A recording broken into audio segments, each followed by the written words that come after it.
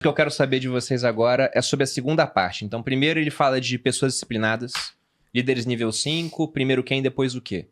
Depois ele fala de pensamento disciplinado. Ele diz que é você confrontar realmente a realidade dos fatos e algo que eu acho bem interessante que ele fala que é o conceito do porco-espinho. O que ele quer dizer com isso? No confrontar a realidade dos fatos, ele dá até um exemplo que ele chama de paradoxo de Stockdale. Era um almirante americano chamado James Stockdale. Ele foi feito refém durante... Foi feito prisioneiro de guerra durante a Guerra do Vietnã. Ele ficou 8 anos como prisioneiro. E depois acabou a guerra, deu um tempo, ele foi solto. E ele, como almirante, quando estava preso, todos os americanos que estavam lá presos também se reportavam a ele. Ele era responsável por aquele pessoal, porque ele tinha a maior patente do pessoal que tinha sido capturado. E aí o Jim Collins foi entrevistar esse cara. Ele falou, cara, você voltou 8 anos depois, como é que foi permanecer lá esse tempo todo? Daí ele falou, olha, eu fiquei lá, mas eu continuei vivo porque eu tinha fé que um dia aquilo ia acabar. Daí ele falou, e quem pereceu? Né? Quem era o pessoal que não conseguiu chegar até o dia do resgate? Ele falou, essa é fácil, foram os otimistas. Ele falou, ué, mas calma aí, você acabou de falar que conseguiu porque você tinha fé e que os otimistas pereceram, mas eles não tinham fé também? Ele falou, tinham, mas eles tinham uma fé muito curta. O otimista era assim, a guerra vai acabar no Natal. Aí chegava o Natal, não acabava a guerra. Vai acabar na Páscoa. Chegava a Páscoa, não acabava a guerra. Vai acabar no meio do ano. Dava o meio do ano, acabava a guerra, o cara desistia e morria. Ele falou, eu não sabia quando ia acabar, eu só sabia que um dia que ia acabar, que eu ia ser solto e que isso ia ser um marco na minha vida. Então ele tinha uma fé de longo prazo, de que uma hora ia dar certo, quando ele não sabia. Ele fala que isso para o empreendedor é mega importante. E o outro ponto do conceito do porco-espinho vem de uma frase de um poeta grego chamado Arquíloco, que ele falava que a raposa conhece muitos truques, mas o porco-espinho conhece um único bom truque. E a raposa não consegue pegar o porco-espinho. Ele fala, empresas têm que ser boas em uma única coisa. Se elas forem muito boas em uma única coisa, cara, elas terão um futuro. O que vocês acham disso? Tô reflexivo. Cara, eu concordo muito que a gente tem que ser bom em uma única coisa e concordo tanto pela lógica do negócio quanto porque a nossa história nos ensinou a duras penas e a custo de muito dinheiro de que esse daí talvez seja o melhor caminho, pelo menos pra gente, né? Eu já acho que é muito difícil você vencer em qualquer coisa que você faz, né? E se você dividir esse foco em muitas coisas, fica mais difícil ainda. Então a história me ensinou que o foco é importante no negócio. E você falou da disciplina, e a disciplina também anda de mão dada com o foco. A gente precisa ser focado a ponto de fazer o que precisa ser feito todos os dias, até quando a gente não quer.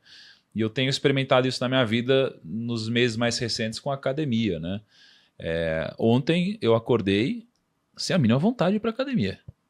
Eu cheguei e eu só fui porque tinha um personal me esperando, porque senão não ia.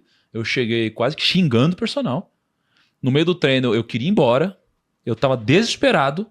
Foi um treino horrível. Mas eu fui, cara. E eu tenho certeza que existem frutos disso. E a empresa ela precisa fazer isso todos os dias. E ela precisa fazer uma única coisa. E a gente precisa ser competitivo, porque o mercado é muito competitivo, cara. É difícil de ganhar no mercado. Às vezes o mercado não tem espaço para 50 mil empresas no mesmo segmento. Tem espaço, às vezes, para 1, 2 ou 3 que dominam o mercado. Acho que você precisa ser muito bom em poucas coisas. E aí quando você fala sobre a razão, você sabe que isso tem sido uma grande reflexão para mim. Né? Que você falou uma coisa sobre a racionalidade, não falou, Perini? Sobre a lógica, sobre ser lógico. Você falou alguma coisa sobre isso? Razão? Agora há pouco. No começo da sua reflexão. Contestar fatos brutalmente, acho que foi isso. Contestar fatos brutalmente. Confrontar. Né? Confrontar. Confrontar. Eu tô passando por uma fase onde isso daqui é uma grande reflexão para mim. Porque eu sempre pensei dessa forma. Mas eu ouvi ontem uma pessoa muito especial me dizendo o seguinte: você é muito racional, né, Thiago? E eu sou um cara muito racional, de fato. Né? Fiz vários testes já de inteligência, etc. Eu sou um cara inteligente racionalmente falando. Só que essa pessoa me disse o seguinte: essa racionalidade, ela te levantou. Mas se você não conseguir abrir mão dessa racionalidade em muitos momentos, ela vai ser a sua queda também, cara. E eu creio nisso. Porque em muitos momentos, cara, eu vejo que não é só razão que guia o negócio. Não é só razão que vai guiar os próximos passos do seu business. Não são só as métricas dos KPIs. Por exemplo, eu prefiro ter uma pessoa nota 8 em produtividade, mas nota 10 em lealdade e amizade no negócio, do que uma pessoa nota 10 em produtividade e nota 6 na amizade. Isso não é uma coisa tão lógica assim, se você fosse olhar só para os fatos brutalmente, etc. Mas é o tipo de decisão que eu vou refletir na minha vida. Porque, para mim, é um grande desafio e me parece fazer muito sentido. Então, eu tenho confrontado um pouco dessa lógica racional extrema e tenho tido o desafio de também tentar, às vezes, sair da lógica e tentar olhar um pouco também para as pessoas. Né? Só que não só sob o olhar de produtividade, mas sob o olhar humano também. Eu ouvi uma história interessante esses dias, cara, que mexeu muito comigo. Falam do primeiro milagre de Jesus que transformou água em vinho, né? Foi num casamento. E a história é que, antigamente, né, quando acabava o vinho no casamento, isso daqui era uma chacota pro casal. O casal não conseguiu prover o suficiente, acabou o dinheiro, acabou que trazia alegria para as pessoas. E se isso daqui acontecesse, o casamento ia começar a recriminar esse casal. E começar a se sentir tão decepcionado que ofendeu o casal. E aí você fica pensando, caramba, no casamento quem que vai? Vão as pessoas mais especiais na sua vida. Total. E as Família, pessoas amigos. mais especiais na sua vida, os amigos, família, etc. Eles, se acabasse o vinho, eles iam te humilhar. Até as pessoas mais próximas da sua vida.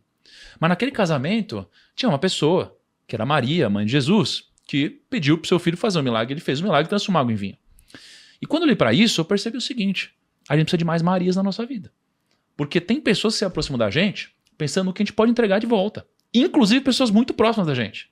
Mas tem aquelas pessoas que elas se aproximam de você pensando no que elas podem fazer por você. Antes mesmo de você perceber que você precisaria.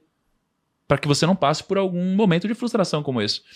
Então, quando eu penso nessa lógica de que eu preciso de mais Marias e menos pessoas como essa, cara, eu penso na empresa. Então não é uma coisa só lógica também. É uma coisa também de qualidade de vida, mas sem abrir mão, obviamente, do lado da produtividade, e uma coisa que desafia a lógica porque nos faz nos obrigar a olhar por uma esfera um pouco mais humana também das coisas. Então isso aqui também é uma grande reflexão minha, e eu preciso de mais Marias ao meu redor. Entende? Cara, você foi cirúrgico. Essa é a grande dificuldade. Eu diria que talvez seja o largar o osso, né? Porque o que o Jim Collins está falando aí é racionalidade, contestar os fatos, confrontar os fatos e os dados brutalmente, e ao mesmo tempo fazer uma única coisa, tá?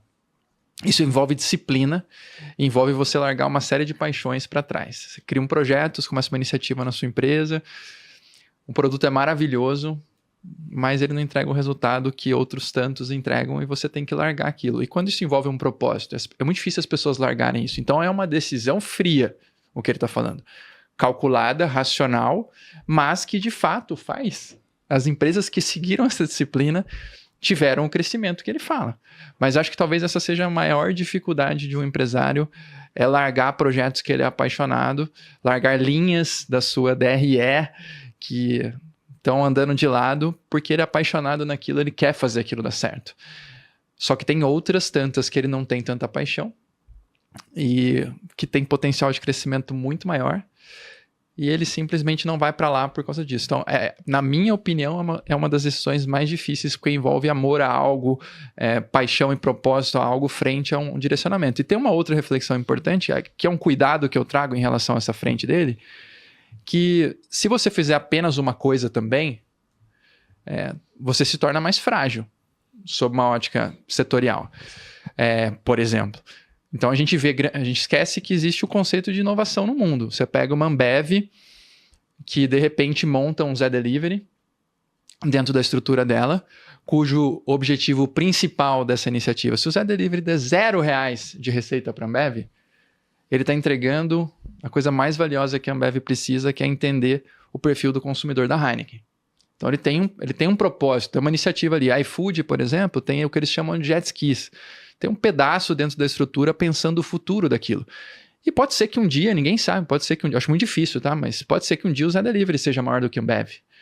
Então, eu tenho sempre essa dupla reflexão. Eu que não bebo para entregar bebida, é isso? Ele faz entrega, né? Falam que chega gelado ainda, né? Chega gelado. Essa é a ideia. O cara tá no churrasco, ele pede e recebe. Esse conceito o cachaceiro sabe tudo. Eu não saiu conheço. até um livro do Magaldi, do Salib, agora chama Estratégia do Motor 2, e eles estudam bem fundo o case do Zé Delivery com a Ambev, né? Com o Motor 2, de talvez assim... Genial. Pode ser que lá no futuro isso se torne maior, eventualmente até que a Ambev, né? Mas hoje é quase que um centro de custo que eles transformam para inteligência sob uma ótica de tecnologia. Mas o que eu quero dizer aqui eu acredito muito no que ele está descrevendo aí, só que eu acho também que envolve um grande risco de disrupção quando você também tem um ovo único numa cesta, sabe? Numa cesta só. O nosso caso aqui, a gente montou 8 unidades de negócio, cada uma tem sua sustentação. Obviamente que dentro de um todo, todas elas se direcionam para tracionar portfólio, todas elas se tracionam para tracionar grão. Então, acho que a gente tem vários ovos na mesma cesta, mas ainda assim é um setor. Eu acho que a gente acertou no setor, acertou na tese, tem que avançar, tem que construir. Mas ainda assim, cada uma dessas iniciativas é um jet skizinho. Mas que pode eu acho que eventualmente você não está discordando do Jim Collins pelo seguinte, ó, você acabou de falar, ele diz, conceito do porco-espinho. O porco-espinho é bom em uma única coisa. Lá atrás, como o Thiago disse, a gente gastou tempo, gastou dinheiro e criamos diferentes iniciativas que não eram de finanças. Perfeito. Sendo que claramente, você pergunta uma pessoa na rua, Thiago Nigro, o cara vai falar finanças. Bruno Perini, o cara vai falar finanças. Pelo menos uma das primeiras palavras que vem. Eu sempre pesquiso a cada 6 meses, eu faço a mesma coisa no meu Instagram. Eu abro uma caixinha e falo, me diga as 3 primeiras palavras que vem à sua cabeça quando você ouve o meu nome. O que eu quero ver lá? Eu quero ver finanças, eu quero ver investimento, eu quero ver, por exemplo, Bitcoin.